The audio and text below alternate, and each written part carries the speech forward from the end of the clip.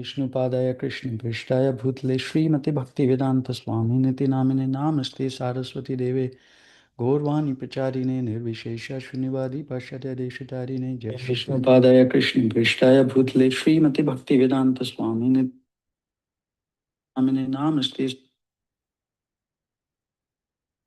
Shri Krishna Chaitanya Prabhu Nityananda Shri Advaita Gadadhar Srivasadi Gaur Bhakta Vrinda Hare Krishna, Krishna Krishna, Hare Ram, Ram Ram, Hare Hare. Vancha kalpatarubhyascha kripa sindhubhya evacha patitanam pavanebhyo vaishnavebhyo namo namah. Hare Krishna, dear devotees. Hare Krishna, Prabhu. Krishna Prabhu. It's always such a pleasure to have you. Christoph Prabhu, Hare Krishna. How are you? I'm good. Hare Krishna.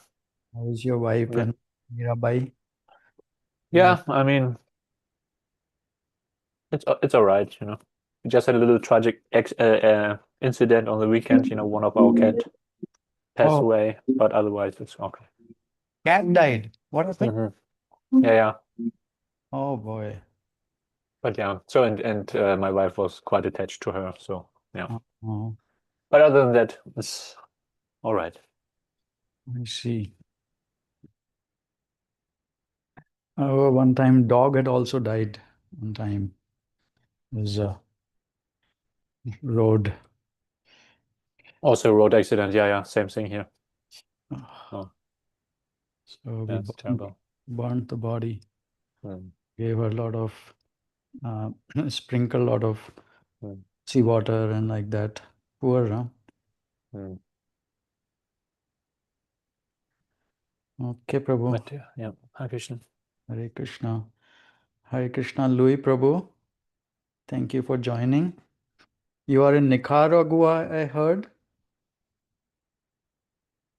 Hare Krishna Prabhu. Yeah, I'm located in Managua, Nicaragua. Thank you for having me. Thank you for coming, Prabhu.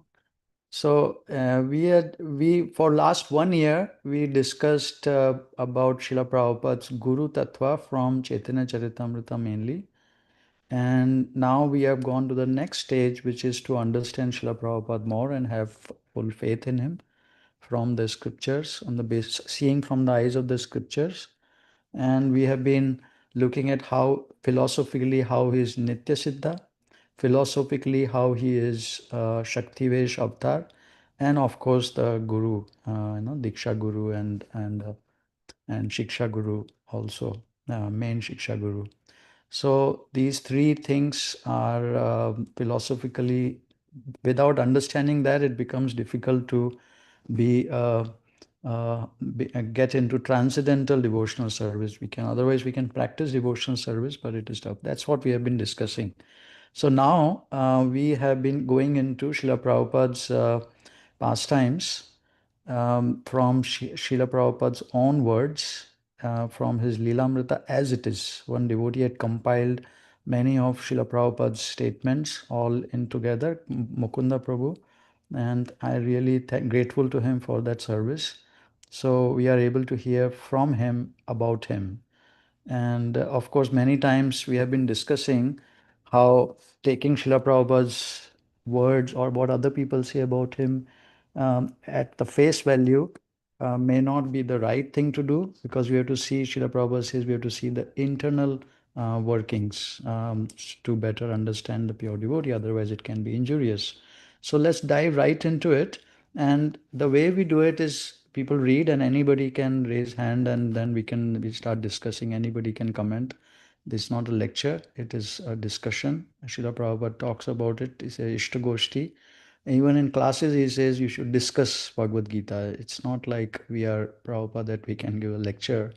We read Srila Prabhupada is giving lecture in a sense, because he gives the purport from the verse, and then we cannot discuss it. So we can lead, different devotees can lead discussion, and anybody can please feel free to chip in. So let us start right there.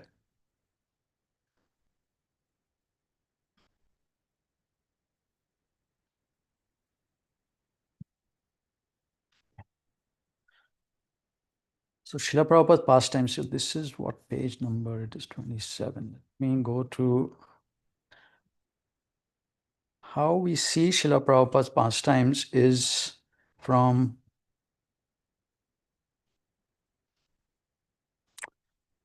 Bhagavatam 7:10:3, especially his childhood pastimes. He's not a child, he's a pure devotee, come from the spiritual world.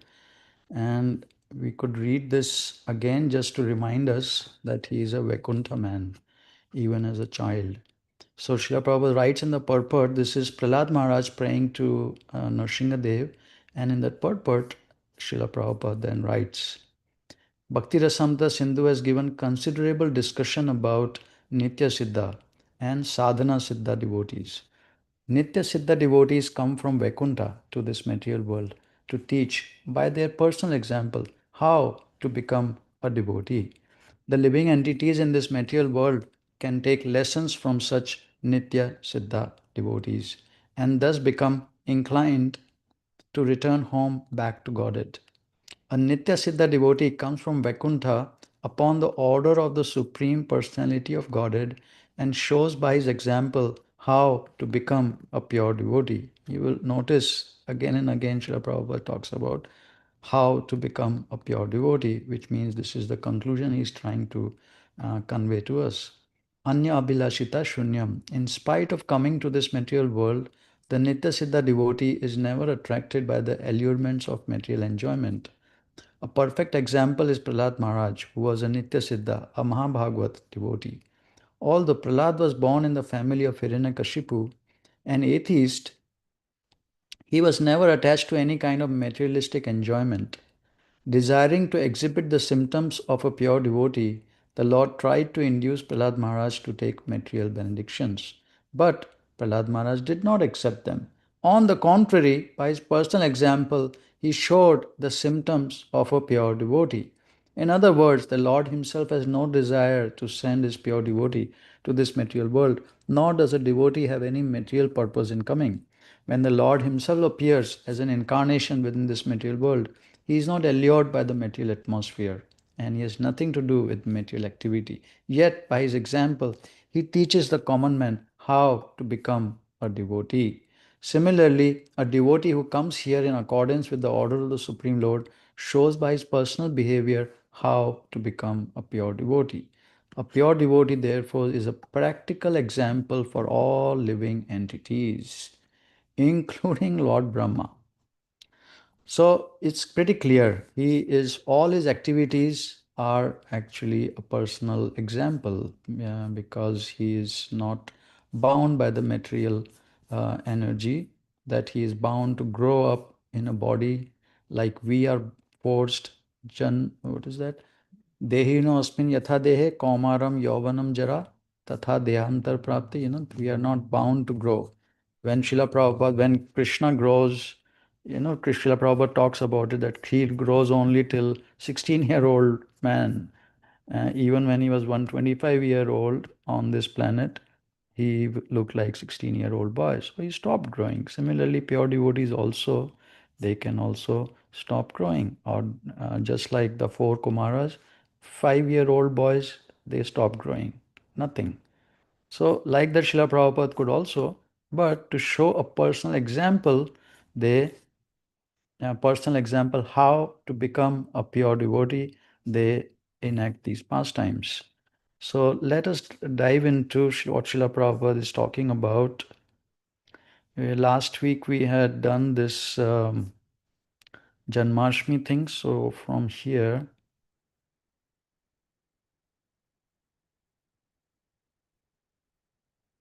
okay. Would somebody like to volunteer to read? This is him, and this is from sixth chapter lecture, Bhagavad Gita, New York.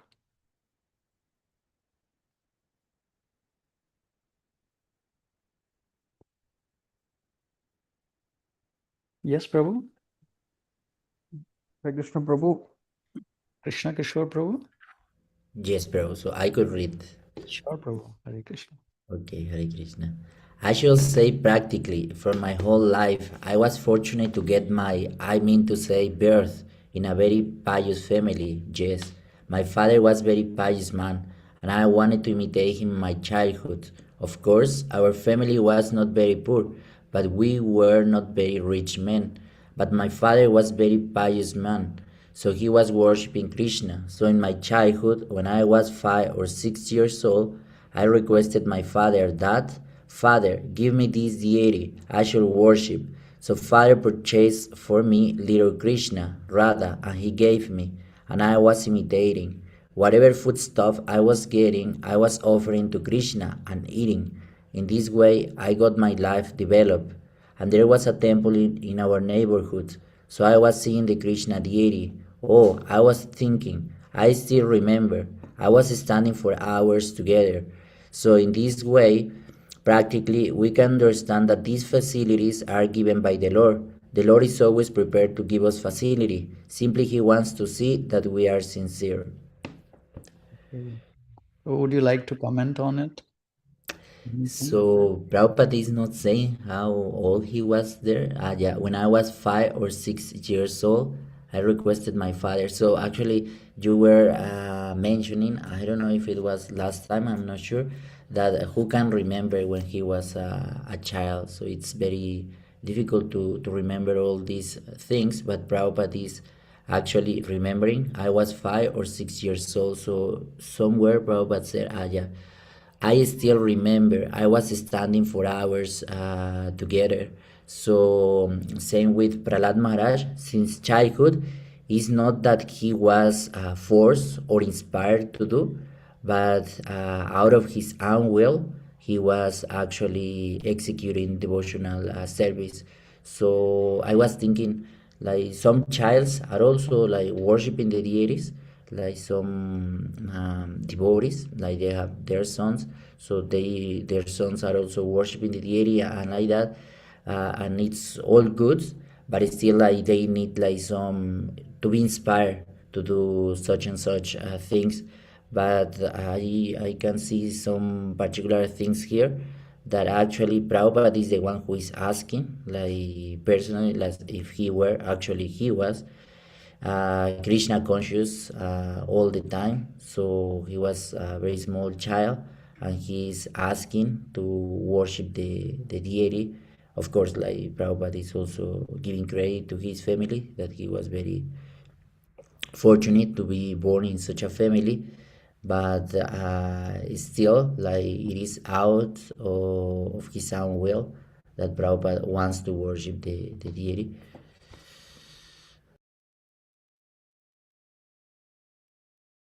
It's so nice to hear, Prabhu, your understanding. It just expands my understanding. This is called Bodhayanta Parasparam. So good to hear. And last week we were discussing that how the personal example which Srila Prabhupada is showing how to become a pure devotee, it is also to the parents now.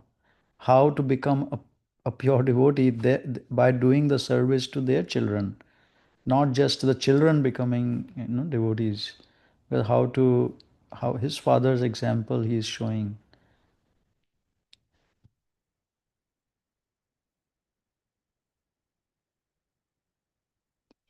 Good. Anybody would like to continue reading?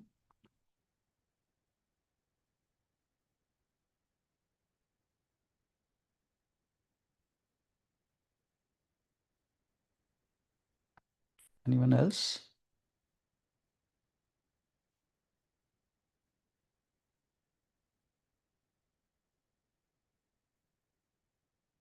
Otherwise, I'll keep reading and you'll get bored hearing me. So far, the Calcutta land is concerned, your ambition to have a place like Malik's Thakur Bati, the pilgrimage of my childhood, is also my ambition. When I think of Radha Krishna, I think of first the Radha Govinda Vigraha of Malik's Thakur Bati, because from my very childhood, I am devoted to the same deity. But at the same time, it is not an easy task to have such a big plot of land in Calcutta city at the present moment. Later on, he did get. So if these children are being taught from the very beginning of their life, we had the opportunity of being trained up by our parents like this. So some way or other, they have come to, many saintly persons used to visit my father's house. My father was Vaishnav. He was a Vaishnav and he wanted me to become a Vaishnav. Whenever saintly person would come, he would ask him, please bless my son that he can become a servant of Radharani. That was his prayer. He never prayed for anything and he gave me education how to play mridanga. My mother was against. There was two teachers, one for teaching me ABCD and one for teaching me mridanga. So the one teacher was waiting and the other teacher was teaching me how to play on mridanga. So my mother would be angry that what is this nonsense you are teaching mridanga? What he will do with mridanga? Chuckles. But perhaps my father wanted that I should be a great mridanga player in the future. Therefore, I am very much indebted to my father and I have dedicated my book Krishna book to him. He wanted this. He wanted me to be preacher of Bhagavad, Srimad Bhagavatam and player of mridanga and to become a servant of Radharani. So every parent should think like that. Parents should think like that. Otherwise, one should not become father and mother.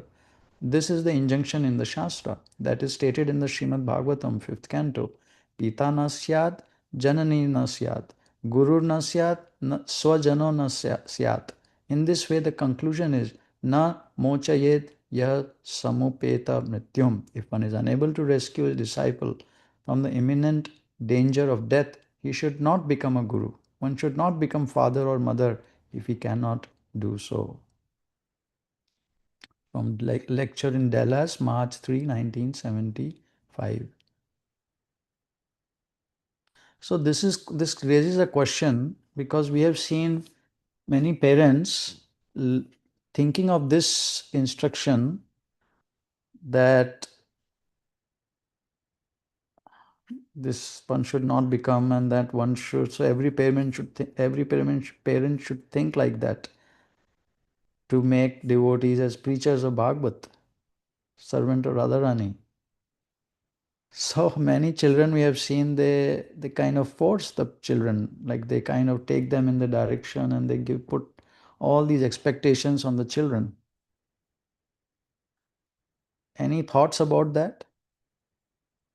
And so many children, they become all averse to it. They don't want to do what the parents want them to do.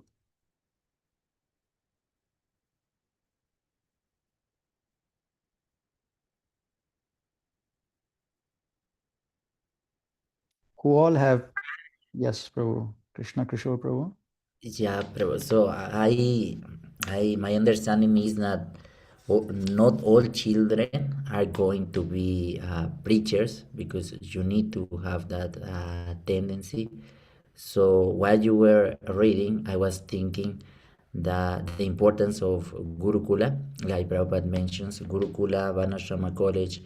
So you see the tendencies of the child and then you place him wherever he belongs to. So this forcing of the children is not good actually, but at the same time, how to know? So I have that question. So how to know which tendency your children have, so you don't force him actually. So as you were saying, so they don't become adverse actually. Instead of becoming preachers, they become adverse to Krishna consciousness. So what are those responsibilities of the parents, like Prabhupada is quoting Bhagavatam 5.5.18? This nobody should become a guru, a relative, a father, mother. He cannot deliver his son in this case. So what are those responsibilities, or how the father should actually act to deliver his son and not just force him into something he's not into? Mhm. So those are my questions probably. These are very good discussion to have. Because Srila Prabhupada's own children didn't become devotees so much. Only one child, uh, he kind of was chanting and devoted more and everything, but he himself didn't join. He didn't become a preacher.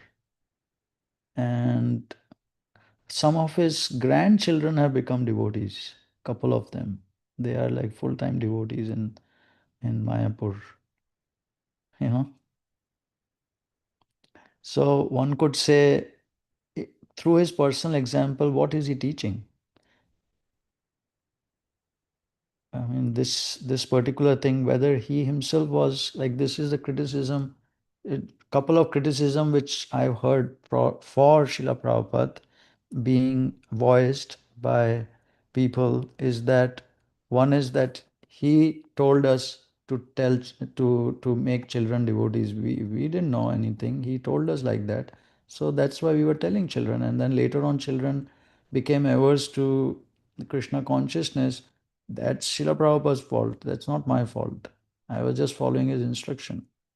And then another criticism I hear is that Srila Prabhupada couldn't even make his children devotees. What are you talking about? And he's going and spoiling all other children.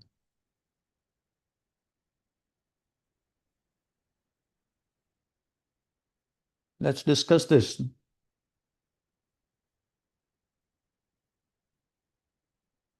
So the structure should be given, but still free will is there.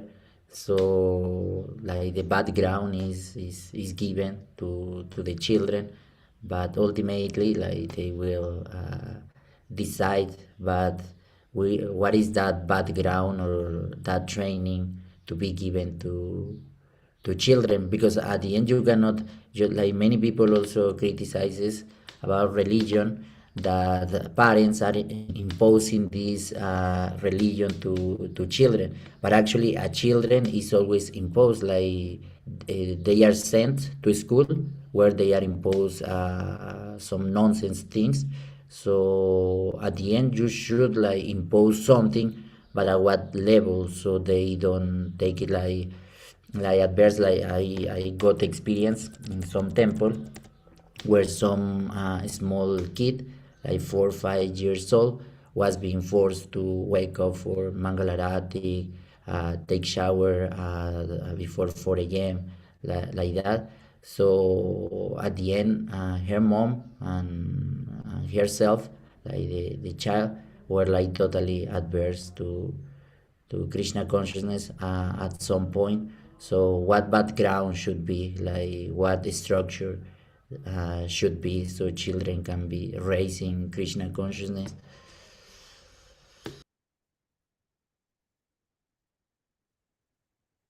Anyone else? These are all good points, Prabhu. Anyone else would like to comment?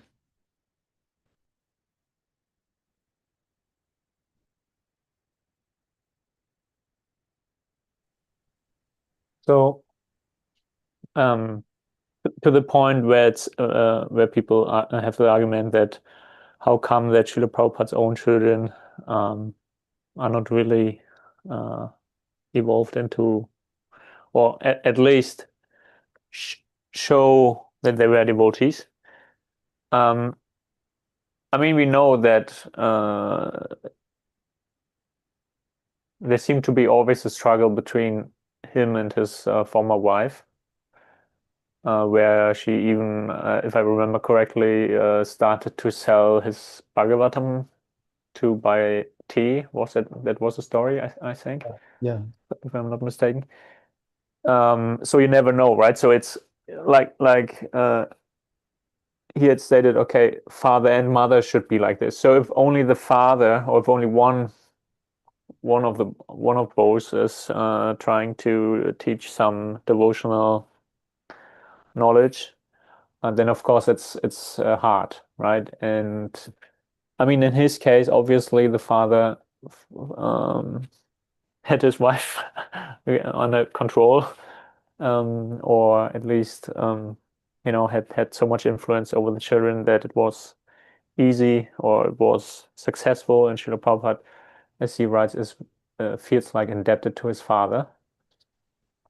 And his father, of course, always gave every opportunity, right? So later on, also, I think in this text that you have here, it's stated that they built a little Ratha Yatra car, and so on and so on.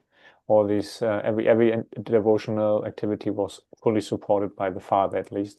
And maybe also, I'm not too far in. I'm not too knowledgeable in his or Srila Prabhupada's interaction with the parents. I don't know too much about his mother. I mean, in this instance, it looked like that she was like, why should he play the mridanga, right? But in general, maybe she was a really devotional person as well. You know, I would not be surprised. Yeah, you have to tell me. But yeah, but yeah, it's both people normally, right? Both parents.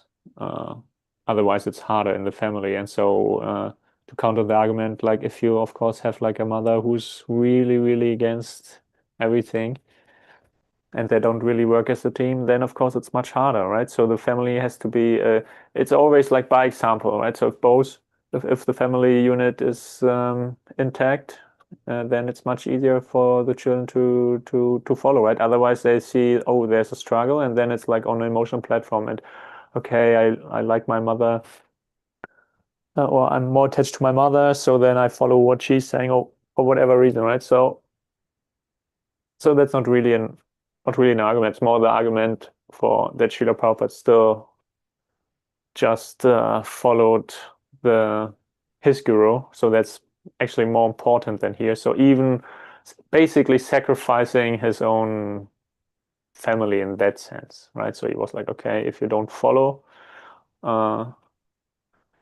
Bhaktisiddhanta, I will do it, you know, and I will leave the family. So ultimate sacrifice in that sense, right? So maybe you could argue, I mean, of course, that's all speculation in that sense.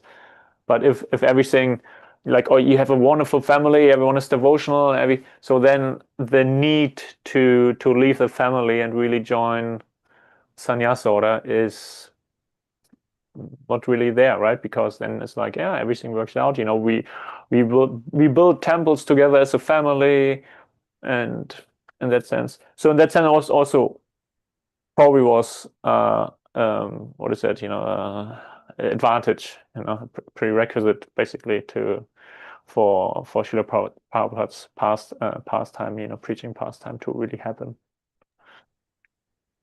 But for us, of course, as a general rule, sure, mother and father should both show a path to the devotional service for the children, so that they're inspired to also do that. And normally, of course, if they see parents doing it, they normally follow on their own, right? I mean, I see it with my daughter as well. You know, we don't force anything basically in this regard, and she's just by herself really into, you know, just suddenly she said like, oh, today I want to dress the deities. Okay, then she's dressing the deities for like 2 hours, completely into it, you know, bathing the deities, dressing, perfume, everything.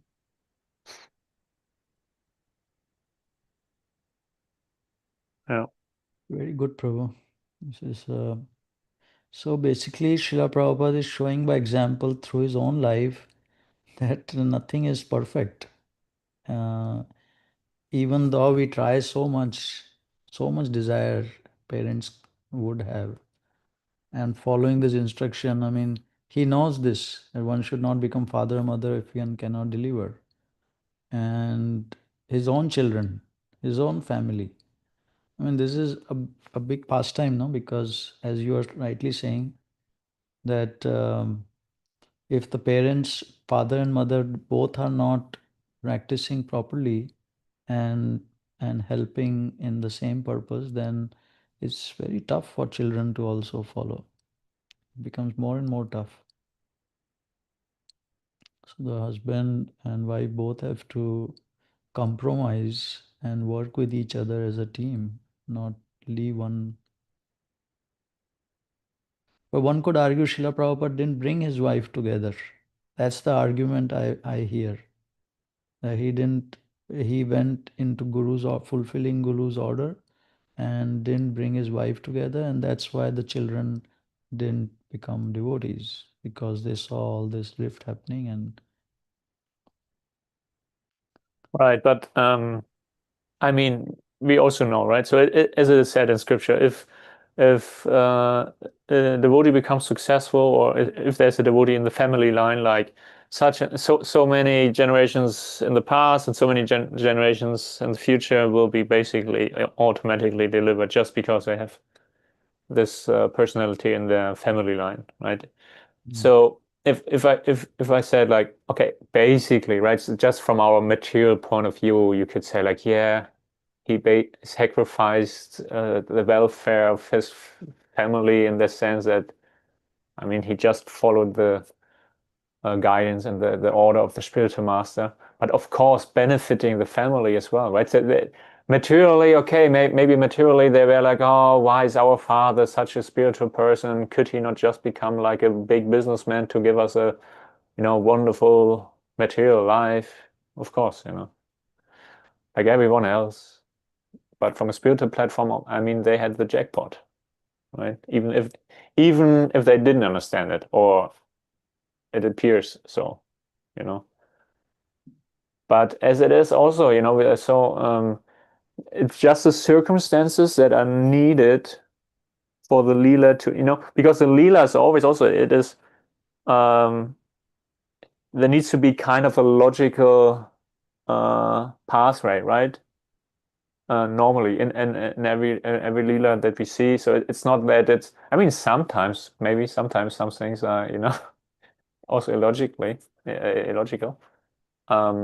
But in general, so you could always argue like, yeah, this is, it just evolves naturally. And in this case, that's so it's basically necessary that the family of Srila Prabhupada, there was a struggle, because otherwise you wouldn't see this result, or it would just make no sense, as I said, right? So why, if you have in this case, if you have a fully functional devotional family and they preach together, then there's no need for Srila Prabhupada to become a sannyasi preacher going around the world, right? So it would be a different lila, but in this lila, it's not necessary. So, but it could also mean, that's what I'm saying, that could also mean that actually just by the context, so the family, they are devotees, but they just don't display it obviously for us, They just take a role so that Srila Prabhupada can achieve, or can show this lila. So we cannot really argue they are not, they didn't become devotees. Why didn't, no, maybe. Well, I don't know if we can interpret like that without knowing whether they were devotees and they would. There's this story where I forgot the name. This one devotee who became a demon and was killed by Indra. Yeah. I mean, obviously, in the lila, or in the activity itself, he was a demon, right? And the demon joined the demon family, joined demon clan, and ultimately was killed because he was a demon. Vritasura. Vritasura, exactly, Vritasura. So that is given in the scriptures. I mean, there should be some indication by Srila it should be, yeah. that we can, like that. Actually, I am also a pure devotee. I'm just showing my pastime like that. Being in. I understand. Yeah. So how to become a devotee, I'm showing like so. But point is that, I mean, so the question could also be raised that how is it that we were just hearing last week that Shuchinam Srimatam Gehe and all these like short practice of yoga practice. One goes to the heavenly planet and then comes back in a very good family. And then if there is a long practice of yoga, one takes birth in these great acharya families. And they automatically, both of them automatically are attracted to yogic principles again, and they start practicing from where they left off. So, Srila Prabhupada's children, how can they be born with him through his body in a sense? So close association, if they were not, great yogis from earlier. It Yeah, doesn't. exactly. So were they not automatically attracted? Why didn't they display that? Display meaning whether they were, yeah, they were. I mean, we just don't have any account of that, right? So it doesn't mean that. I mean, I'm sure, right? So if there's a kirtan at home, I mean, in these days there were no phones or anything, so it's not that the children are just, staring at their phones. So they were part of it, and they're also saying so. They just never, as adults, never really maybe. They didn't come to the preacher platform in that sense, but we don't know. So I don't know. Do you, is it really clear that you can say like, oh no, they really became like meat eaters and materialists and big business or something, big businessmen, and basically always, if it came to devotional service, they always became angry? No. Is there any story like that? I mean, So how do we know that they not have a devotional tendency? his son sued ISKCON for money, Okay, I see. That's true. and after Srila Prabhupada disappeared,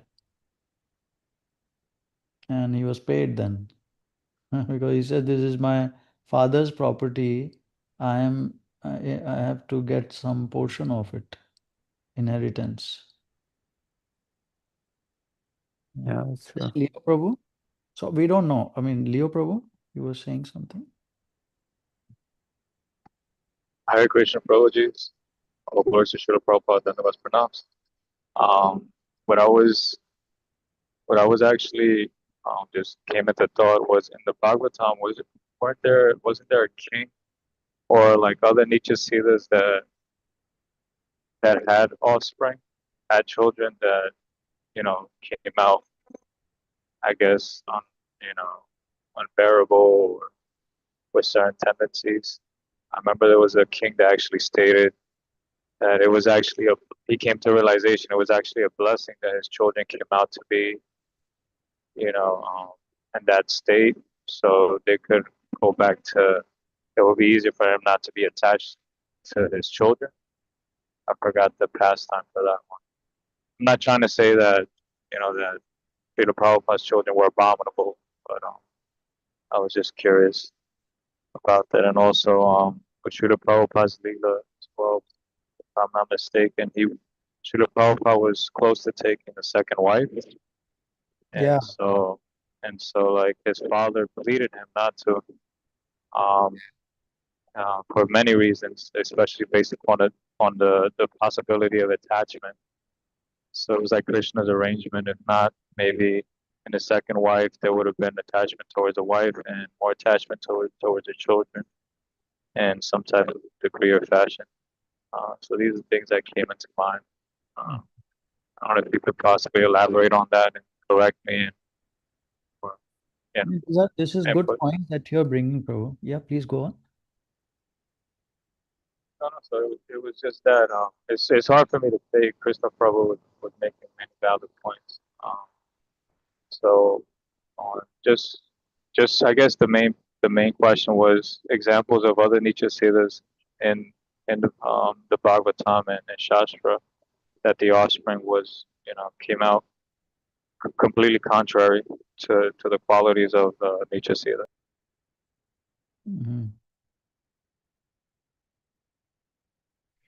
Interesting. I mean, King Vena is there, is like the great example. But I mean, what you are saying, one good point you mentioned that his wife he didn't like, and it could be that Srila Prabhupada didn't like because she was not a devotee, and he could see she is not going to support me. And then on his father's advice, understanding he's a pure devotee, he he didn't take different wife. It's not lustily in thinking. The example of Arjuna becoming so enamored by Subhadra, and so much so that he took the whole dress of a sannyasi and went to Dwarka and started to meditate there. And people were coming and seeing him. But with one eye, he was trying to look for Subhadra. And when he saw her, he then he kidnapped her. So one could think that Bhagavatam is talking about that how Parikshit Maharaj was his grandfather, no? He is doing this kind of pastime, like, I mean, lustily kind of thinking. But no, Srila Prabhupada explains that it was because these kind of sons were going to be born. And this was for Krishna's service. So pure devotees would never pure devotees are, if second wise he was thinking, it would have been for enhancing Krishna's service. And I mean, this seems like a very good example for us that first is if the wife or father is not a devotee, practicing devotee, then the children, it is very difficult to become devotees or to continue being a devotee, a very good devotee. So it's so important to be in in sync with wife and wife with husband together. It has to be. It is so important if that is if that is the aim, bringing children there. And in Krishna Prabhu, your point about having 10 generations being delivered, then I mean this. What is the whole point of this verse 5518? Because a devotee could think, I mean, deliverance. I mean, doesn't necessarily mean that you reach Krishna Loka, right? As a devotee, it's just like, okay, you get out of the material world. But but then what is your goal, or what is your that's different, right? I mean, it says one such that there will be no psych. The verse is about not taking another birth, and I think in the purport, Srila Prabhupada talking. One second, let's go there.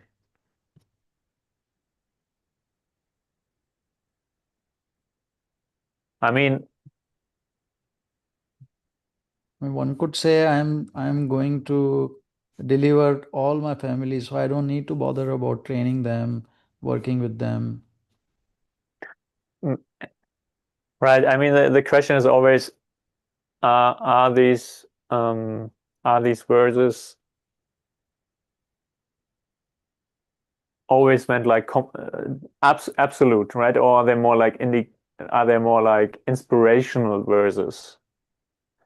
Or is that also like, okay, in general, yes, but nothing is for granted. 10 families are delivered because Narsingha Dev says that to Prahlad Maharaj. So, and Srila and a few places are there, even in the Bhagavatam, or to speak of other scriptures. So, Yeah. one who cannot deliver his dependence from the path of repeated birth and death should never become a spiritual master, a father, husband, a mother, or a worshipable demigod.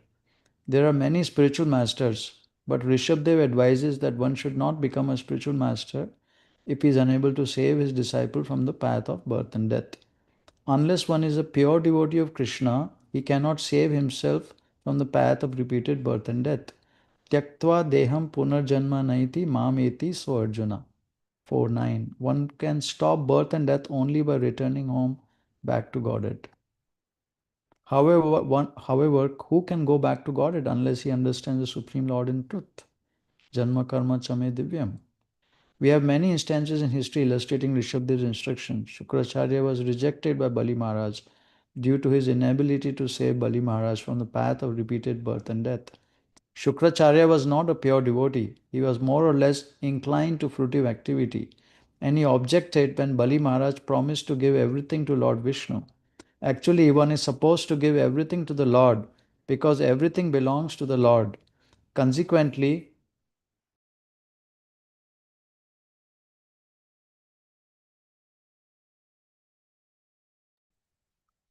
one is supposed to give everything to the Lord because everything belongs to the Lord. Consequently, the Supreme Lord advises, Yat karoshi yad asnasi. O son of Kunti, all that you do, all that you eat, all that you offer, give away. This is bhakti. Unless one is devoted, he cannot give everything to the Supreme Lord. Unless one can do so, he cannot become a spiritual master, husband, father, or mother. So it seems like unless one is a pure devotee, one should not become father, mother. Similarly, the wives of the Brahmanas who were performing sacrifices gave up their relatives just to satisfy Krishna.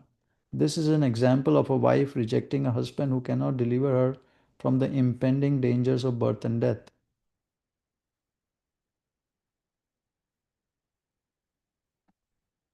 See, these open up all these questions in my mind because so many times, so this was being propagated in New Vrindavan. The husband was smoking, Kirtananda and the leadership there, they were telling the wives, reject your husband. And then they were marrying them off to good devotees. Similarly, Prahlad Maharaj rejected his father, and Bharat Maharaj also rejected his mother. Janani nasa syat. The word Devam indicates a demigod or one who accepts worship from a dependent. Ordinarily, the spiritual master, husband, father, mother, or superior relative accepts worship from an inferior relative. But here Rishabdev forbids this. First, the father, spiritual master, or husband must be able to release the dependent from repeated birth and death. If he cannot do this, he plunges himself into the ocean of reproachment for his unlawful activities. Unlawful. Everyone should be very responsible and take charge of his dependents, just as a spiritual master takes charge of his disciple or a father takes charge of his son. All these responsibilities cannot be discharged honestly unless one can save the dependent from repeated birth and death.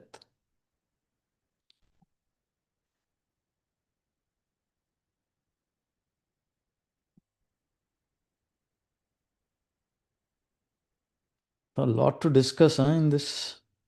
But again, I mean, it's written like all the responsibilities cannot be discharged honestly unless one can save the dependent from repeated birth and death. But in fact, this is not really in anyone's hand, right? You can do the best that you can. In the end, we are not the deciding factor, right? So I don't see that this is like absolute in the sense that because how can the father or the mother or anyone else be we are not in the we are not in the position of Dharmaraj.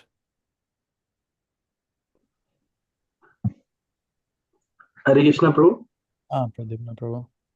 So it is just like mother and father, they have to do that or they have to give facility. What is that? Mata na syat, pita na syat, guru na syat. So just like what Krishna Prabhu is saying, that if one is not a pure devotee, how he can deliver others? He can just give the facility. So how to understand that? But even if the father or mother is a pure devotee, still they cannot. I mean, yeah. In one sense, yes, sure, you can then give the argument, but Krishna follows the wishes of his pure devotees, right? So, and if the pure devotee says like, okay, please deliver this person, even if he's like my sinful son, probably Krishna will do it, Yeah.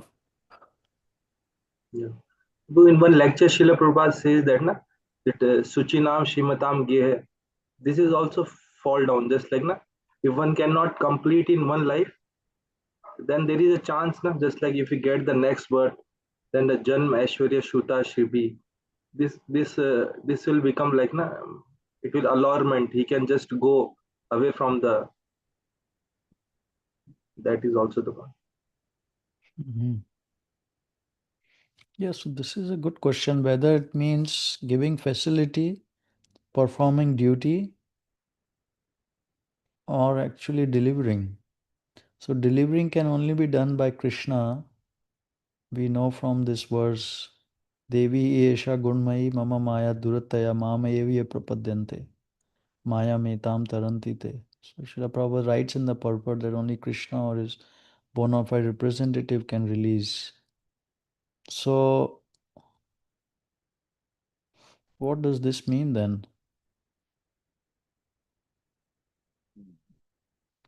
It means one can only do this duty, deliver, if one can bring one to the transcendental, like Shiksha Guru duty, to bring them to Srila Prabhupada.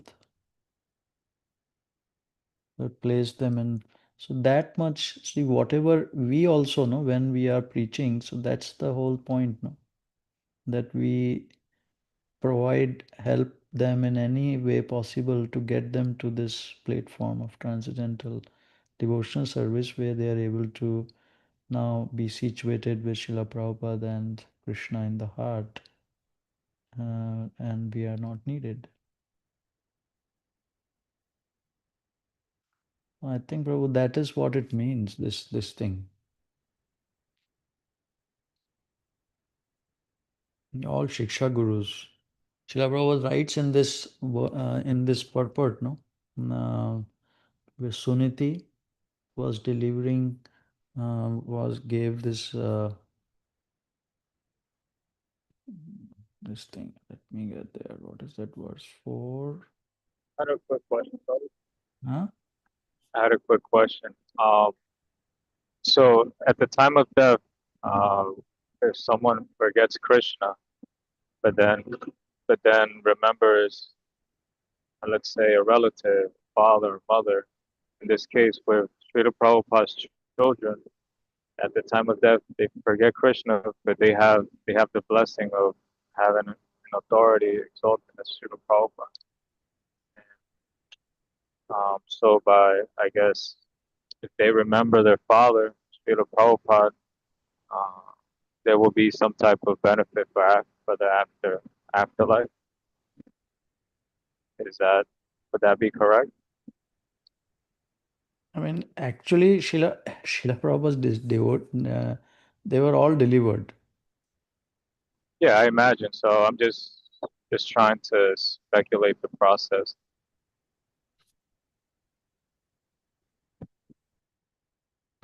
I mean, the process generally is that at the time of death, they are given a body in which um, they can perfect their life, and then that becomes their last life.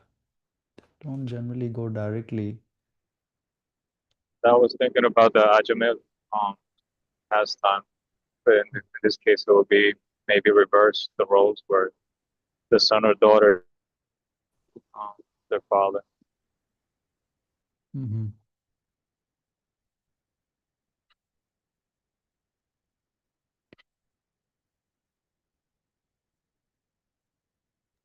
Mental speculation. I'm sorry. No, this is good. We are trying to do philosophical speculation based on not mental speculation. So actually, Dhruv Maharaj, this is from 4/12/32 purport. Actually, Dhruv Maharaj's mother, Suniti, was his Patha Pradarshak Guru. Patha Pradarshak Guru means the Guru or the spiritual master who shows the way. Such a Guru is sometimes called Shiksha Guru.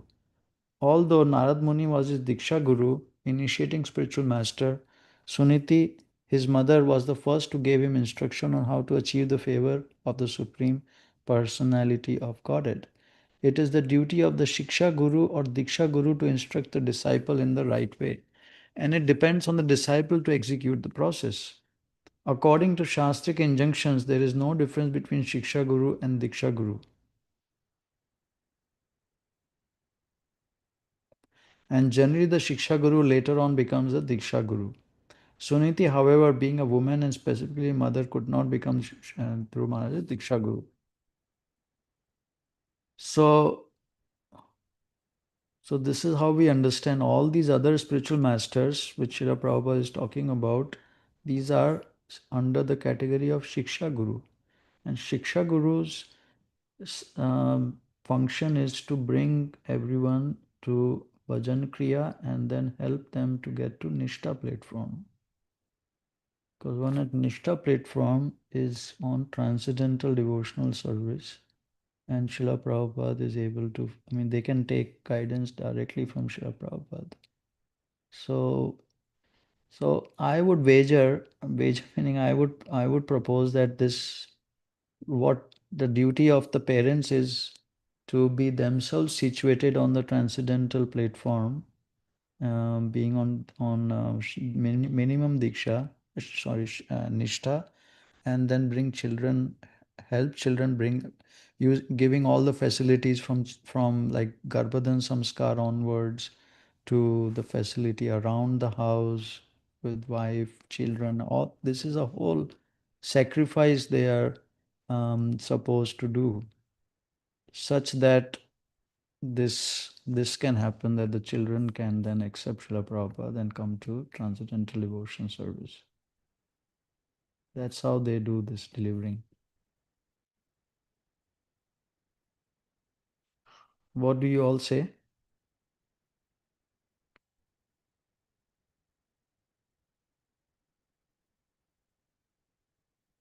But Prabhu, it still says deliver. Why it is mentioned deliver, that word? I am still in the translation. Mochayet, can deliver.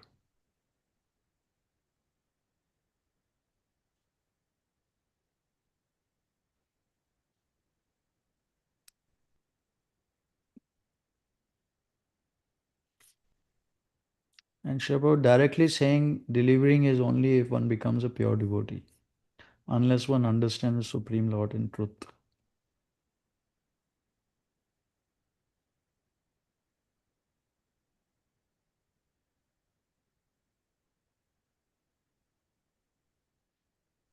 Hare Krishna, bro. One question, or one more question related to that. Just like, bro, so those who are born in devotees family, they do not get mochit or get liberated. Or sometimes it happens when somebody comes to non-devotee family. Many instances in Bhagavatam, just like they got that, na, they they got delivered or liberated. So how to see that?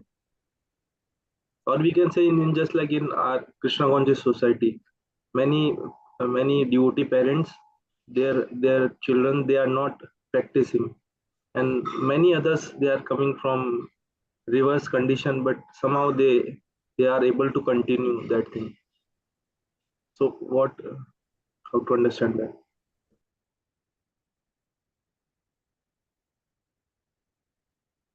Anyone?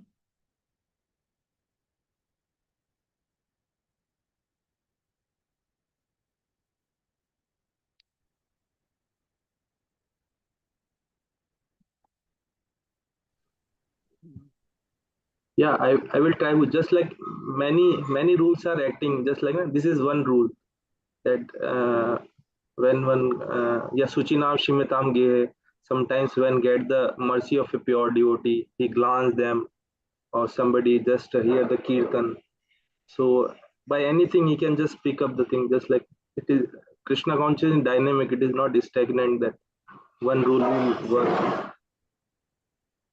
Right.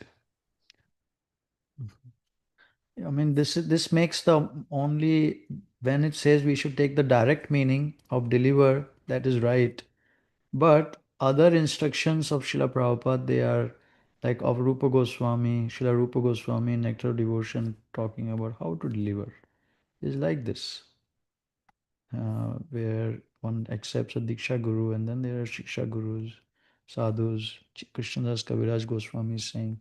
So it is okay then to interpret based on the scripture, not from our mental thing that, oh, this means that, this means that.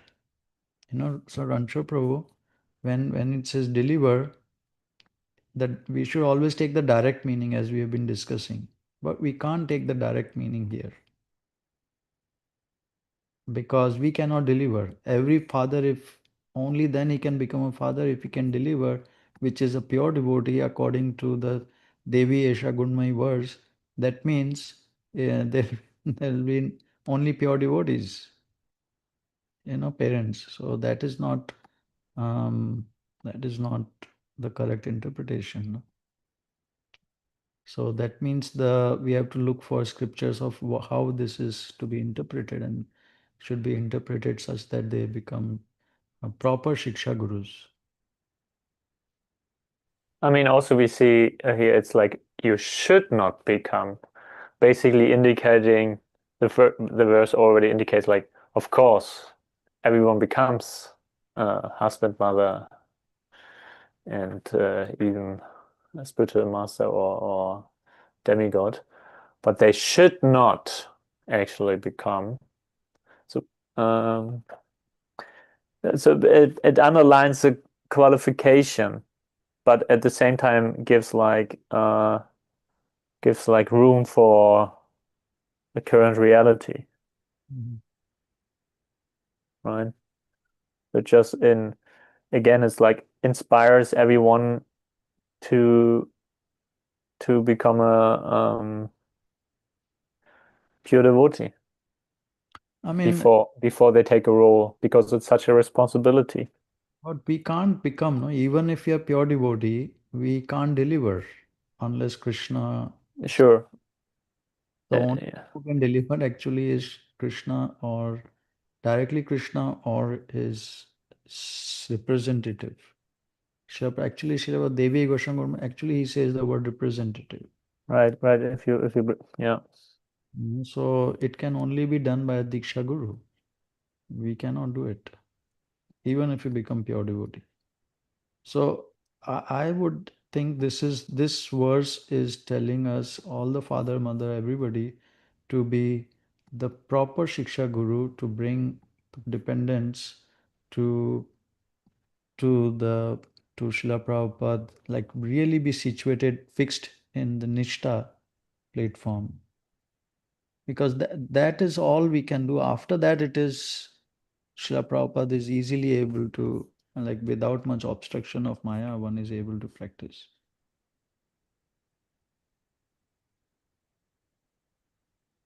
So, Prabhu, from here, the reference which I have posted here, so it says that the spiritual master initiates the disciple to deliver him. So, and if the disciple executes the order of the spiritual master, so he has to execute the order of the spiritual master and does not offend other Vaishnavas, then his path is clear. That means, so he is giving that platform. The spiritual master is giving the platform, he's giving the instructions, but the disciple has to follow. If he doesn't follow, then he will not be delivered. So I think the same can be applied here, right, Prabhu? Yeah, and the same can be applied to Srila Prabhupada's children too. Yeah, yeah, It is the duty of the Shiksha Guru or Diksha Guru to instruct the disciple right way, and it depends on disciple to execute the. exactly.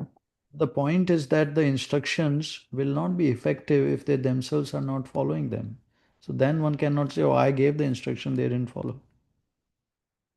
So they have to be also on the transcendental platform. Mam chayo vyabhicharena. I mean, that is the duty. Our duty cannot, it's not just by giving, it's not finished. We have to be on a proper platform, because it's in our power that we follow Guru's instructions, that we become transcendental more and more. Without that, we should not think. So that is in our power, no? That we ourselves can be, and then we give the instruction, then we can guide them better to come to that same platform, where then Srila Prabhupada's instructions are easy to follow. Yeah, bro, one more just point, just like Srila Prabhupada says that a spiritual master will always there. He will, a disciple may be in the material world, but once Srila Prabhupada has accepted him, then Srila Prabhupada, then he will once after many births he will be delivered. So just like same we can apply to Srila Prabhupada's son and all of them. They may also in just like some disciples. Na? You got it, Prabhu? Just like Srila Prabhupada says that that spiritual master will come again in the material world until his disciple, once he accepted someone, so he will deliver him. So similarly, Just like that can be applied to parents and everyone. Yeah, they should also follow, then only they are delivered. So if they are not following, then again that father and mother did not deliver them. So Yeah, if they don't follow Srila Prabhupada's instructions to themselves become transcendental, then it is they didn't do their duty properly. So because of which they will not advance, also, and then they Yeah, will. bro, just like Srila Prabhupada accepted me as a disciple, but I am not. I will not be delivered. Then Srila Prabhupada has violated that this shloka.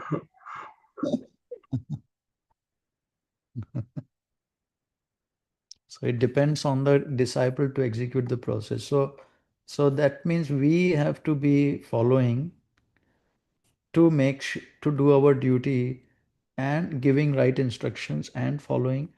Then, I mean, all the facilities, everything, whatever in our power, and then it is then it is the disciples' duty to execute. But we can't. We have to do all what we can first. Can't think the disciple, the devotee have to do. They didn't do it.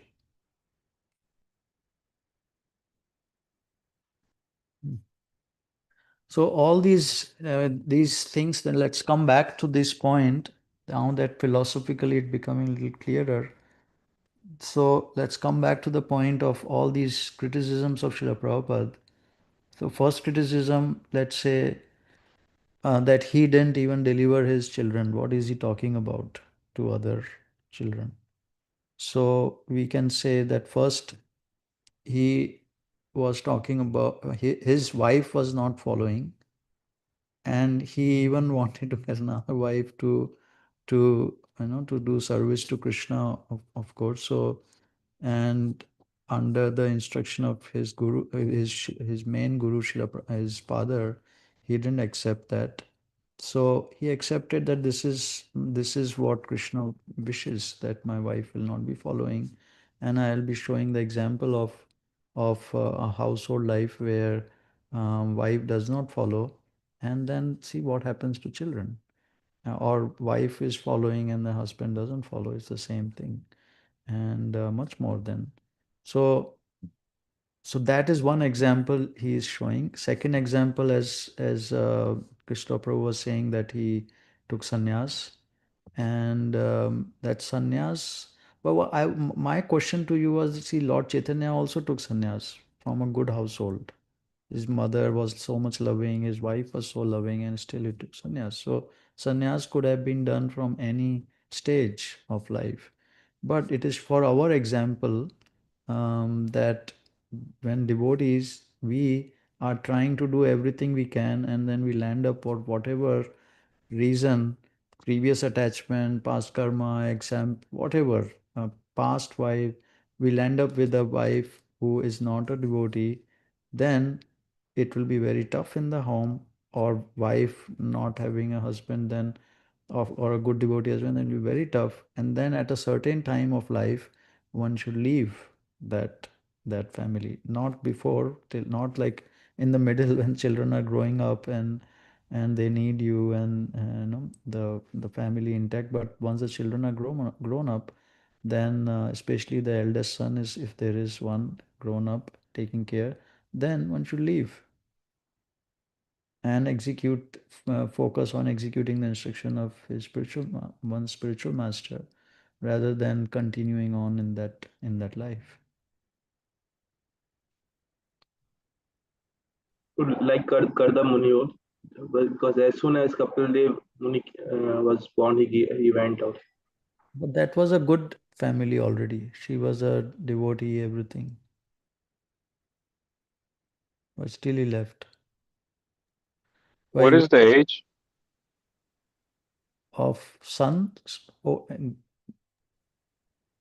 No, I'm sorry, bro. What is the age that is advised in Shastra for one to leave? Is it 50? 50 years of age in Kali Yuga is said that husband and wife should together live. So that would be Vanapras. Yeah. And then so when should it be just leave entirely? Kali Yuga is advised don't take sannyas. Husband and wife should live in a holy place. From after 50, 55 years of age, just live in the holy place. This example of Srila Prabhupada is talking about leaving the family when the family is not, wife is not conducive. But if she is conducive, she is devotee, then there is no question of leaving. One can just, she's like a, then she is like a devotee association. And together in the sadhu sangha, one keeps practicing. And especially in a holy place, like in a temple environment, or then one fully dedicates one to serving everybody. No, I understand that. No, I was just saying that either way, Srila Prabhupada always try to be exemplary in all, in all facets. That's basically he did what was supposed to be done. I mean, in Kali Yuga, it is advised not to leave, not to take sannyas. It is an injunction not to take sannyas. So it's either stay with your wife, Vanapras, or follow the orders of the spiritual master. Yeah. And what if the wife doesn't want to follow the orders of the husband, the spiritual master? That is why one should leave, not otherwise. One should, there is a varnashrama system of taking sannyas by rule, that at 75 years of age, everyone should take sannyas, whoever is higher classes, Brahmana and Kshatriya specifically. Actually, Brahmanas, Kshatriyas also never used to take sannyas. More or less, they would take Vanaprastha, go with their, like Yudhishthir, Dhritarashtra. He went with his wife to the jungle after he was like Vidura again and again told him. But otherwise, the Brahmanas only used to take sannyas like that. There was a rule in Varnashrama system. But in Kali Yuga, even that rule is not to be put in. Except, as you are saying, if the wife is not conducive and and to follow the spiritual master instruction, then one can give up that rule of prohibition against sannyas. Hare Krishna, Prabhu. Yes, Prabhu. Learners from Prabhu. So, um, I maybe forgive me if I have, as I have just joined like 5 minutes back. So if similar discussion has, or a question has been already answered, but you are saying that it is only for in this Kali Yuga, but we understand that Prabhupada took sannyas to be exemplary and to preach, but we see that during Prabhupada times, many of the devotees took sannyas, even though the wife were devotees, right? Yeah. And Prabhupada encouraged that. Well, he didn't. He didn't? The first sannyas he gave was for devotees who were getting too attached to their positions. He didn't give it to elevated souls. You know that, no? The whole history. So No. because of this Kali Yuga, it is injunction there, don't take sannyas. Correct. Sannyas, and he's showing by example as we go forward, we will see Srila Prabhupada is saying, "Hey, my spiritual master came in my dream and he was inviting me to come. And he was thinking, oh, I have to take sannyas. I was horrified. Mm-hmm. That's how the consciousness is. That, oh, how can I take sannyas? Is weird. Who am I? In Kali Yuga, we are not at that level to take sannyas. That's how everyone should think. Correct. But there were 4 disciples whom he gave sannyas in 1970. Like Kirtananda, he gave sannyas in 67. He was already so attached to getting name, fame, glory. So he gave him sannyas, and of course, because he was a homosexual, there was no point of, so like that. So he, um, as soon as he got sannyas, Kirtananda blooped. He came back to, the whole pastime is there.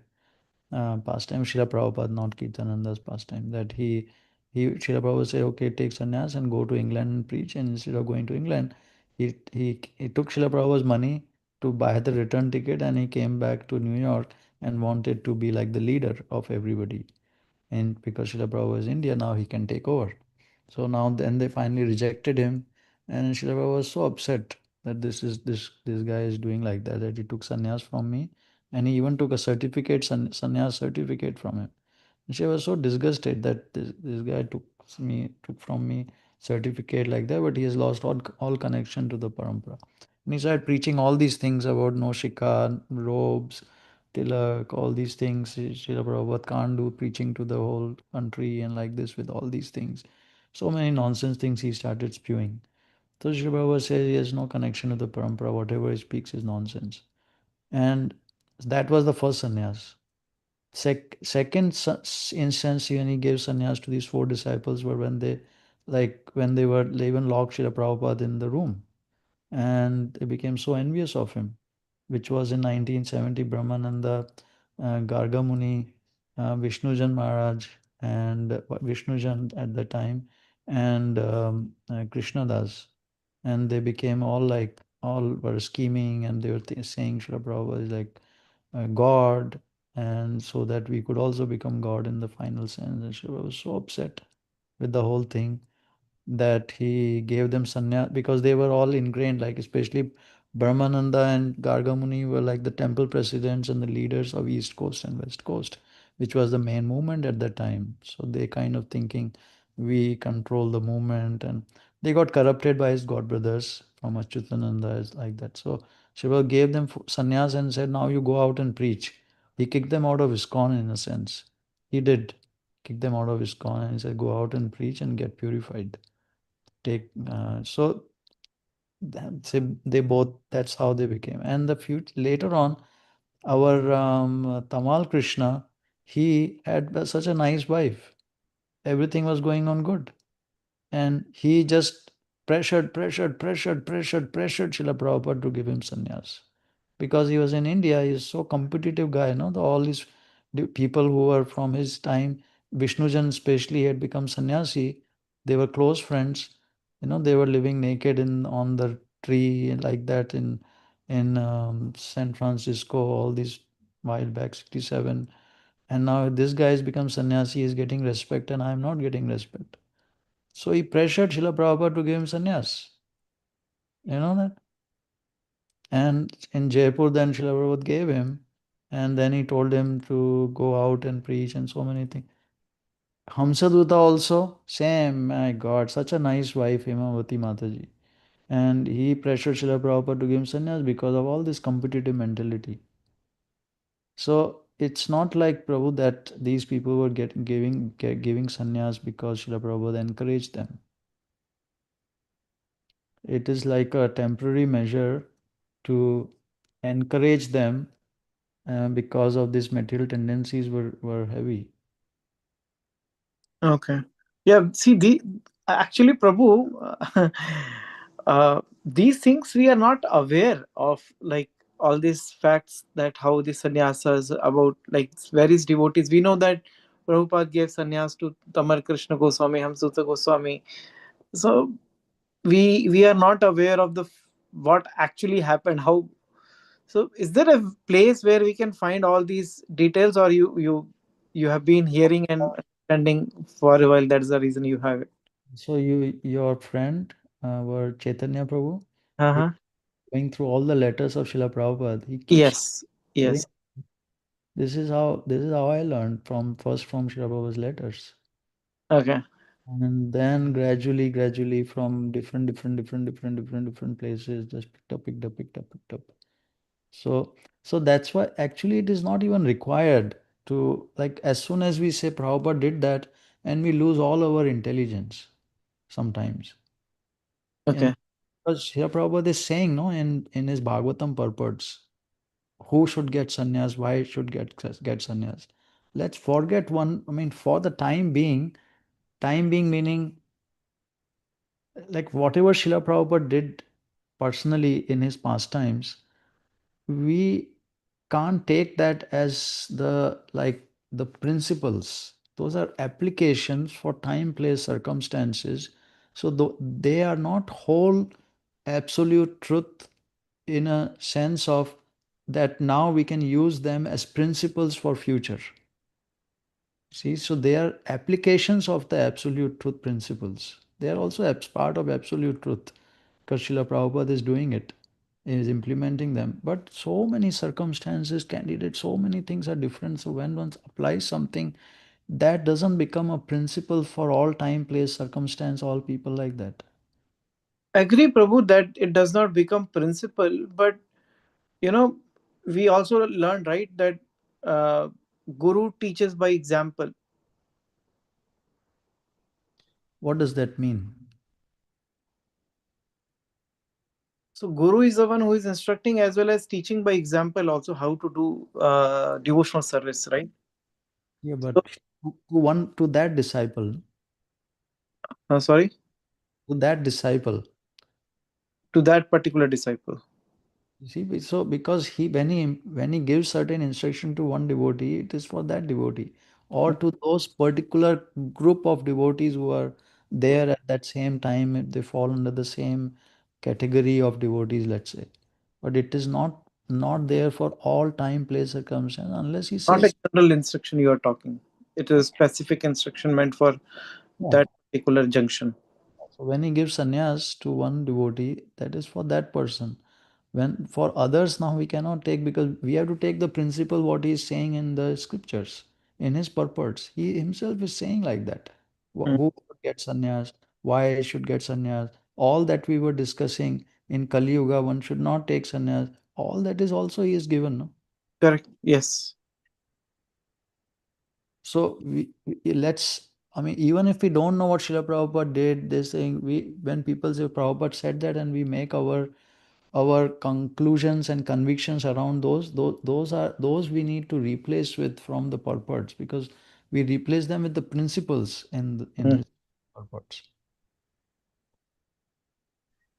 Yeah, Prabhu, just like Srila Prabhupada in a letter to Garg Muni Prabhu, he said that you can chant only for 1 hour or like 10 rounds or something. Yeah. But if somebody take it from that letters, na, it is for a particular devotee. We cannot, it is like we have to see the That purpose letter only. he says, "This is my particular instruction to you." And mhm.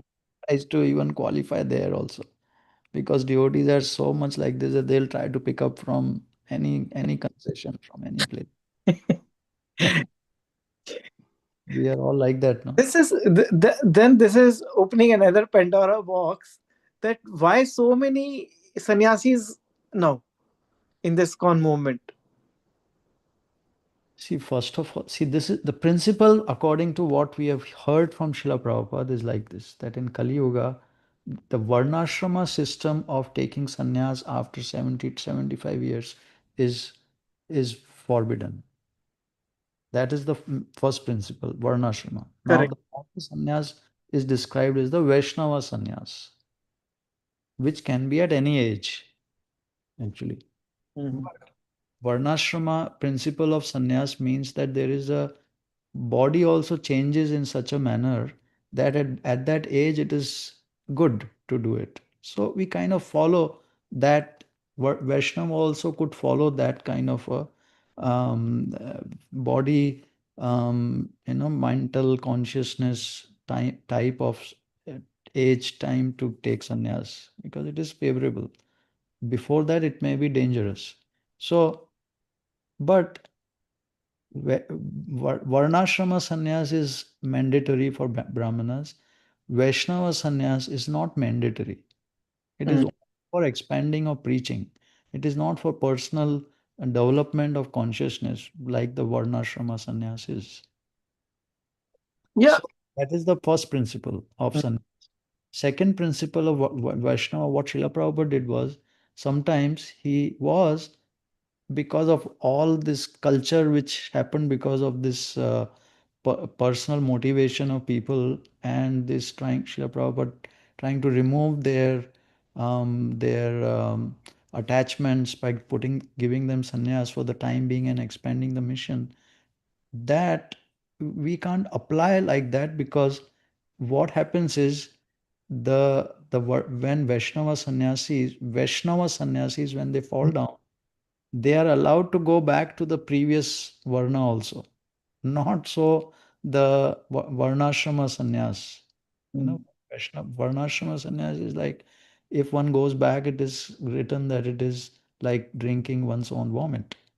But Vaishnava sannyasis are not like that. Vaishnava sannyasis, because one is not a sannyasi, one is not a grihastha, one is not a brahmana, one can take any varna position or ashrama position. So that's why Srila Prabhupada allowed them to again continue their services. The problem with that is that Srila Prabhupada could do it because he was personally there controlling how the whole society thinks of them, and also how the society, the effect on the society is there because of their fall down and their accepting the lower position, lower ashrama again. It very tough, troublesome if we are trying to put it in a varnashrama system, Devi varnashrama system. We can't, I mean, it's very difficult to control if a respected sannyasi, he falls down and then within that same society says, now I'm going to take a wife and live there. We won't be able to handle it. The social upheaval that it causes. Yeah. See, so I mean, so we can't apply those principles like that. Ki young people then they start taking sannyas without having the necessary Vaishnava purification, and they should be at least on asakti level where the chances of fall down are almost less, very less. Right. So that's why we shouldn't even think about sannyas and everything unless generally now in Devi Varnashrama system, what we need to do is when one is better, it is when age wise 65, 70, 75, one is getting there automate and they are on getting on asakti level platform, then one can take sannyas. If the wife is, it's a troublesome marriage. Mhm. His husband and wife can preach, no? What is the problem? Like Madhupan, and you see, I mean, he is preaching, no? Yeah. No restriction, no, to for a Grihastha Vaishnava to preach, or there is no restriction at all. Why take sannyas?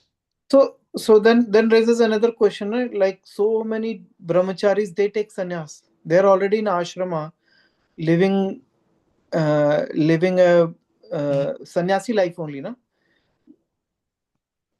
So my question to you is that which brahmachari in the West is really a brahmachari? Really a brahmachari. I have lived a brahmachari life. I have trained brahmacharis for years Mhm. in the West, doing sankirtan daily, daily sankirtan. Still, the chance of fall down is so much. Okay. So, I mean, young people in the West taking sannyas, in India, I don't know. There could be so many different rules which I am not familiar with India. Mhm. In the West, especially a Western body trying to like take sannyas to further preaching, I don't know what is the motive. What is the requirement? You can preach as brahmachari. Who cares about brahmachari or sannyas in West? They don't even understand the dress or symbol or whatever. Like this kind of dhoti or that kind of dhoti. How does it matter? So it has more become like a status symbol then. As a That's the whole thing, no? It's the whole status. I One devotee was Srila Prabhupada. There is a conversation going on that one devotee, they were laughing about it. One devotee is took sannyas because he was not getting Mahaprasadam.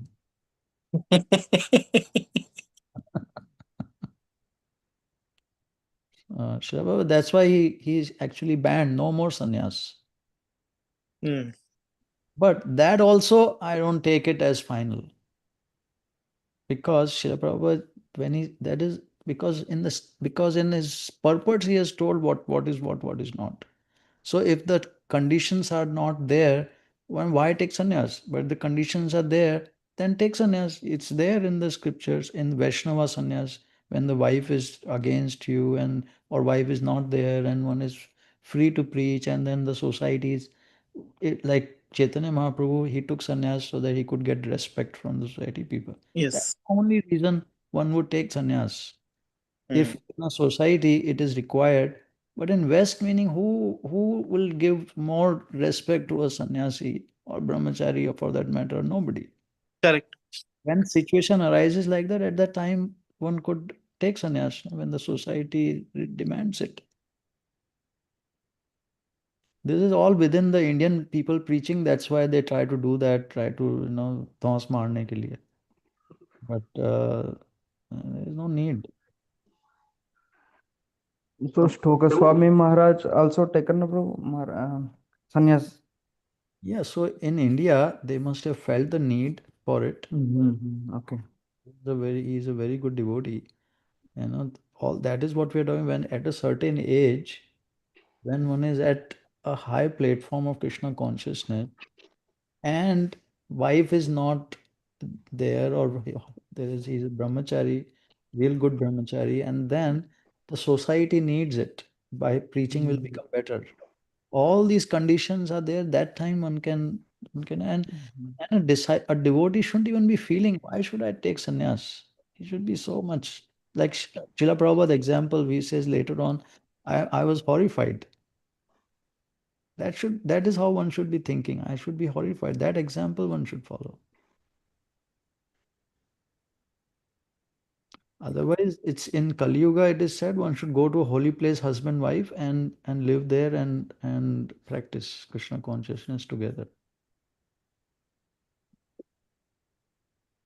So Prabhu, another thing I just want to put here.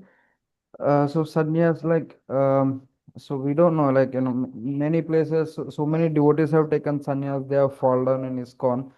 But Srila Prabhupada appreciated one particular devotee so much. He was not sannyas, and so he said, he went to Vaikuntha. So Jayananda Prabhu.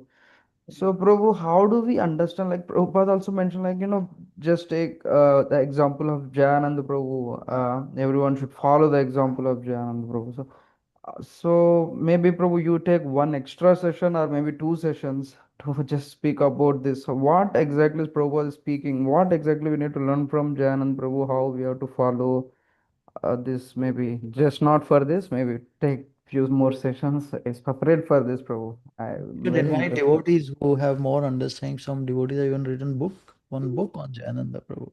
There were so many devotees with him still there with us. We should try to invite them and learn from it, from him. I pray to him very regularly, Jayananda Prabhu, Oh. Vishnu Jan and Tribhunath and many other devotees, disciples of Srila Prabhupada, who have perfected their lives, and pray for their blessings. You said Vishnu Janap Swami Prabhu. Yeah. He also perfected. Seems like that's what Prabhupada indicated, that 76 when he committed suicide. Right. Prabhu, just like you mentioned that point, I first time that heard from that point of view, that Vaishnav sannyas and what you call that Varnashram sannyas. So in one morning walk, Srila Prabhupada, I think it was in Hyderabad. So some devotee was saying that sannyas and this and that. So Srila Prabhupada was saying that we are not under Varnashram. That means that what do you call that that Varnashram. Yeah. So Srila Prabhupada is saying just like we are teaching. So anyone can take any part, just like so he was not understanding devotee. So Srila Prabhupada is just like I am grooming. So I am teaching you. So any in that Vaishnava means practicing, they can take any work.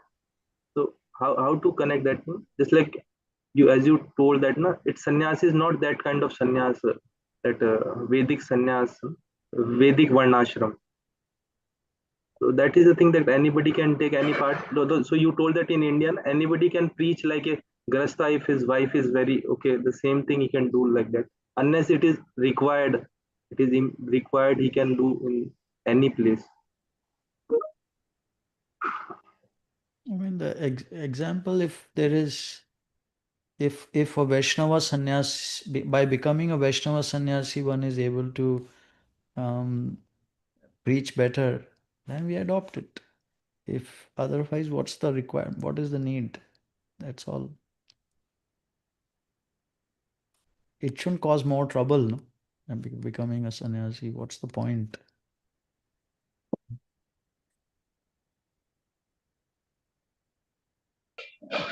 So somebody asked me day before yesterday. Okay, in that he is from like he was in from the that Advait Vedant. He was saying in the ISKCON you also people give sannyas.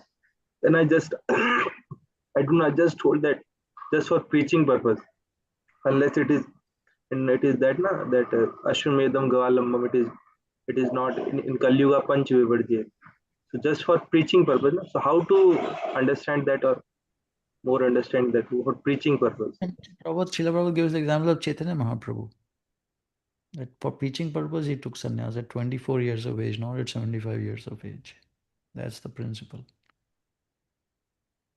So Vedic sannyas they have to take at the later age of after 25, 75 or 70. They can take earlier too, but it is very, very rare. I mean, it's rare meaning like Ramanujacharya, Shankaracharya, they took. So they are acharyas.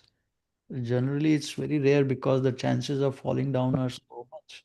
So much so that Sarvabhauma Bhattacharya, when he saw a young, beautiful sannyasi, 24 of his age, he tried to give him all this Vedanta Sutra for 1 week so that he doesn't fall down. So it is generally one would take it only after old age because it's not so Vaishnava sannyasi is different. Vaishnava sannyasi is where whenever the Lord like needs it, we use sannyas, otherwise don't use sannyas. It's like nothing is required for one's own benefit. So Gauranga Sundar Prabhu, tell us no about sannyas.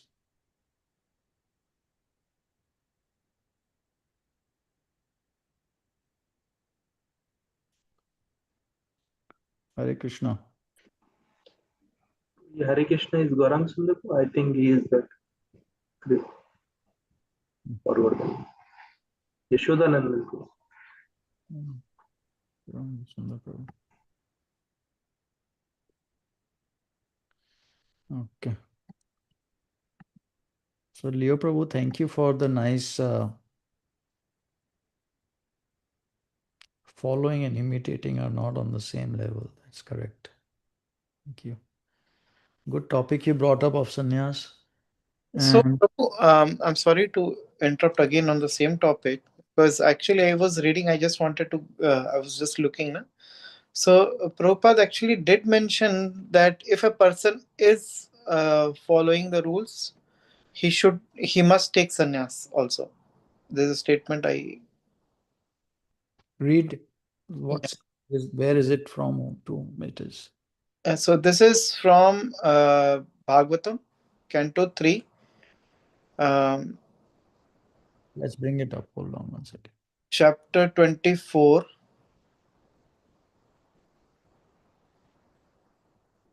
Three 24.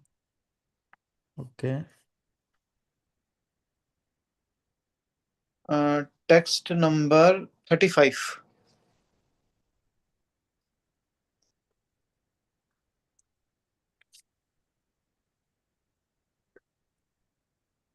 Paragraph 1, 2, 3, 4, fourth paragraph.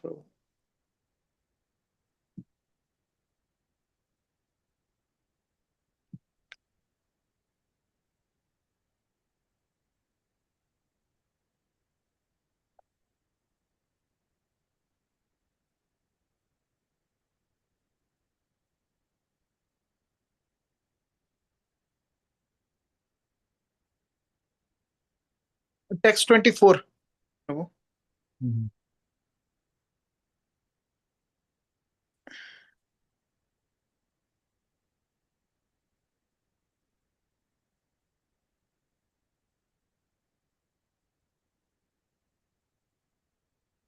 Oh, sorry, text 35, not 24. 35. My bad.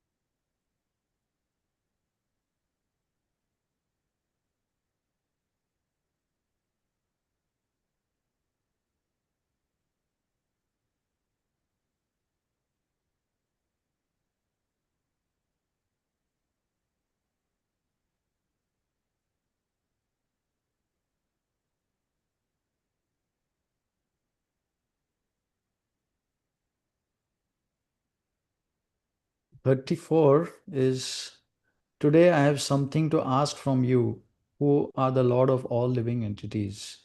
Since I have now been liberated by you from my debts to my father, and since all my desires are fulfilled, I wish to accept the order of an itinerant mendicant.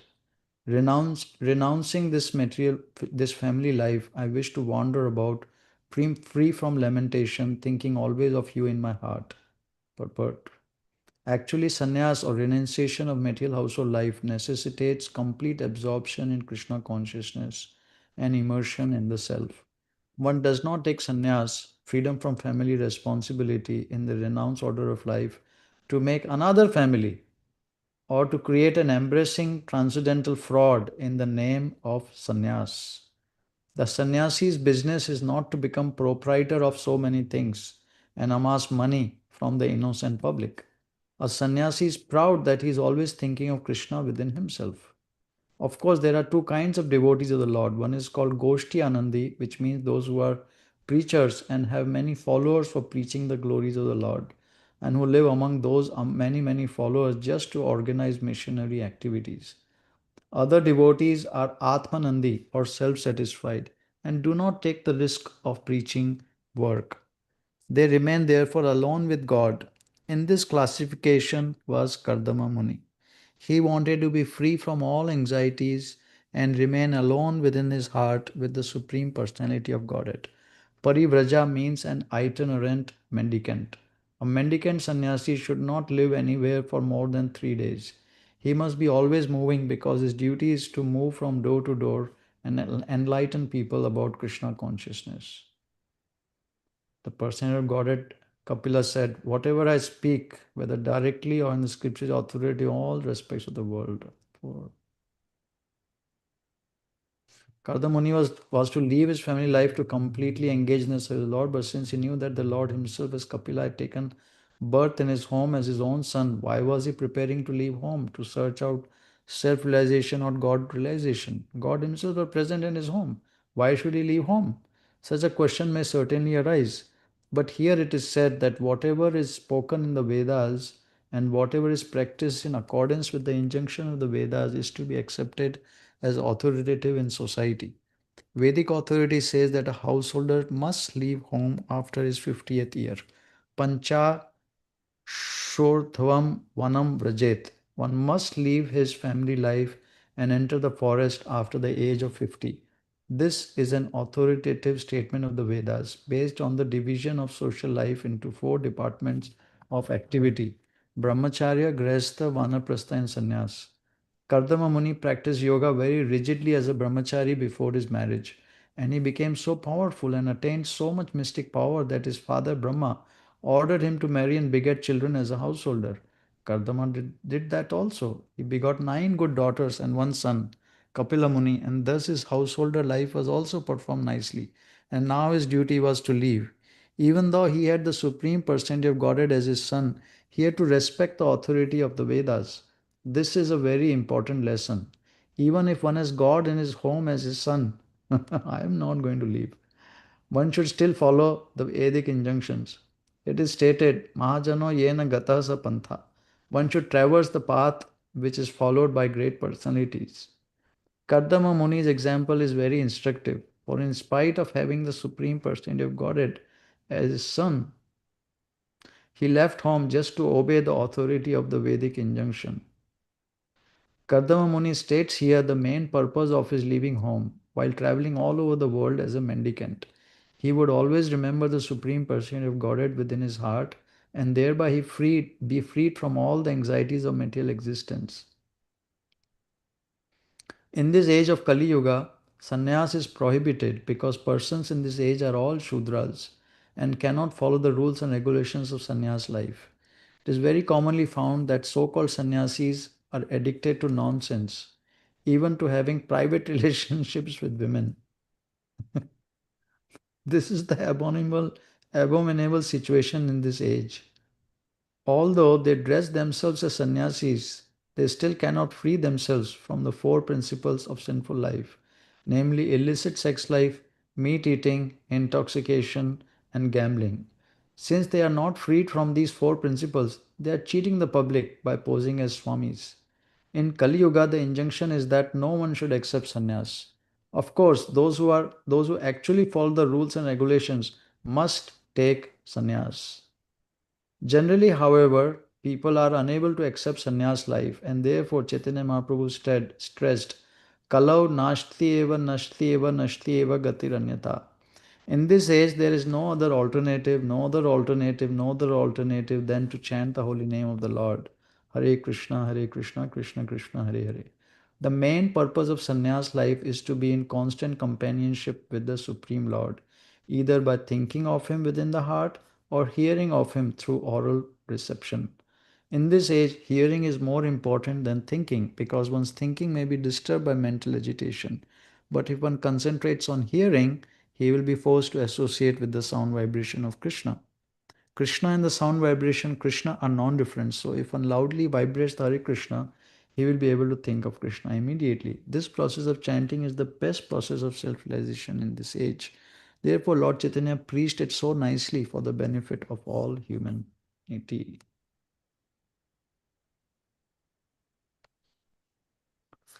Okay, so you are saying this thing? Yeah. Of Yes. Must.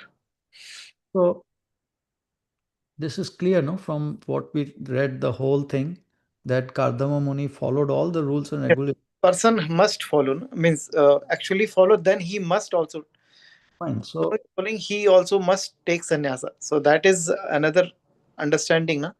If a person is already following all the rules and regulations, he should take sannyas. what are those rules and regulations?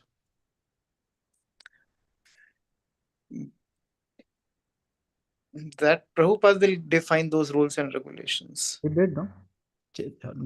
In the Mm. So I wanted to read the previous verses, because because generally when sometimes Srila Prabhupada says so, there is a background to it, context, to Correct. understand context. So here all these 9 daughters he gave in marriage to so many great sages and situated his wife properly, gave her instruction, all his duties he finished. Yes, all the duties he finished. Even he handed over his wife also to his son, right? Because he was. Uh, uh, We are talking about those Vedic rules, Varnashrama rules. Mhm. That also he followed properly. And now he could leave, from Vedic's point of view. And Correct. similarly, devotees, let's say now, first of all, in Kali Yuga, it is not, again and again it says it's not. And who is going to say, I am actually following the rules and regulations?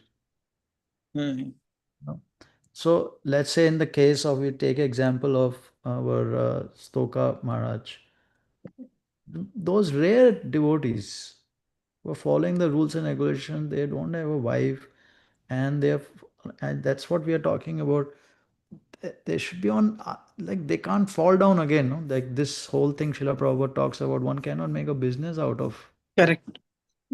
So they should be at least come to Asakti level. I mean, this is like the basic devotee where one can teach. Like one is like like an elevated Shiksha Guru. Without that, one doesn't know one's constitutional position, then one is just bewildered, no? Hanging around in bodily consciousness to some degree. So one is understanding that I'm soul, and this is at least theoretically understanding this is who I am uh, in the spiritual world. Now it has to be developed. That's fine, but at least that bewilderment illusion is gone, no? So then one can be like little bit teacher, no? Then one can like really dedicate oneself to preaching and go around, and then it is internally also developing. So if one is a gresta, then they should follow all these rules, regulations which Gardama Muni is saying first.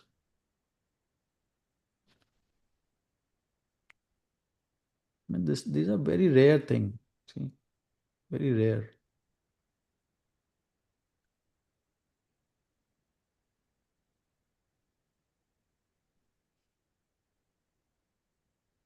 I mean, you can look up. I mean, this is a constant refrain from Srila Prabhupada. It's not like sannyas is a He's big not thing. pushing to take sannyas also, but what I'm understanding is unless and until a person is 100% sure that there's no fall down, he should not think about taking that route.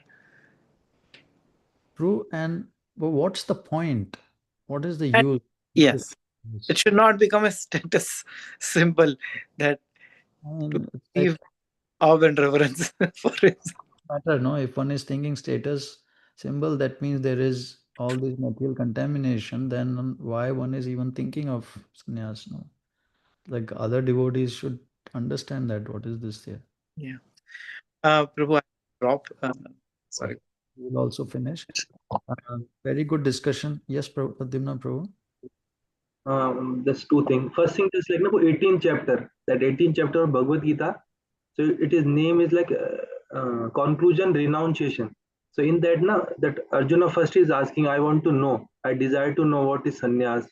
So in that Prabhupada, sorry, Krishna is telling that to give up the result of all the results of one activities, that is sannyasi, and that order is sannyas. So always there we have to see that now is there is need of that that what exactly sannyas means. So in India it become like customary or like just like what to tell that sannyas means they are just like sannyas is very high and grasta in our Krishna conscious society also. So it become like a just like a in a wrong way they are thinking in that. Yeah, because of the Vedic background, no, Varnashrama background. Yeah, but And that is not Krishna conscious. even in That Vaishnava society, it should also be like that, that only a elevated devotee should take sannyas. So, I mean, otherwise there's no point in taking. I don't understand why there should be even talk of sannyas unless there is some really elevated soul. From the books we understand like that. Srila Prabhupada, for whatever reason he gave, and we just talked about some of the reasons, but that's not that's not something we can imitate. We should yeah. follow what he's saying. Prabhu. The second thing, last class I just that asked that question that Srila Prabhupada's that his pastime like Srila Prabhupada in that story of Mirabai I got just now that he said that Mirabai then Rup Goswami he just refused to meet Sanatan Goswami.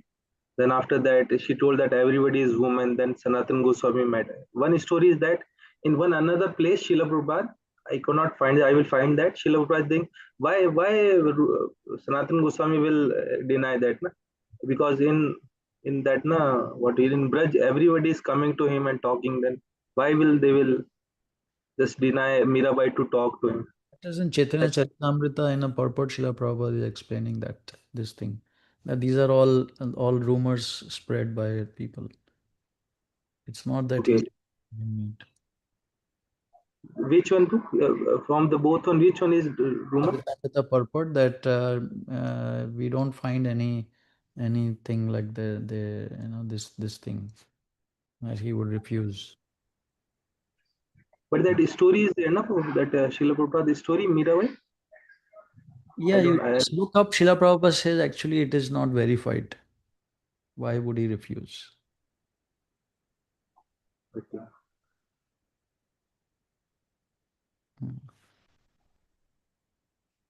Great devotees, because we hear Mother Janvi was preaching and all the Vaishnavas were respectfully listening to her. They were becoming a disciple.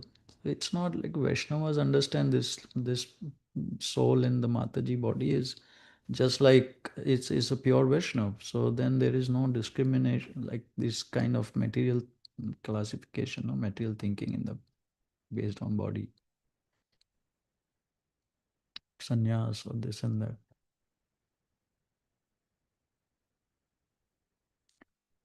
Okay, so we'll finish here.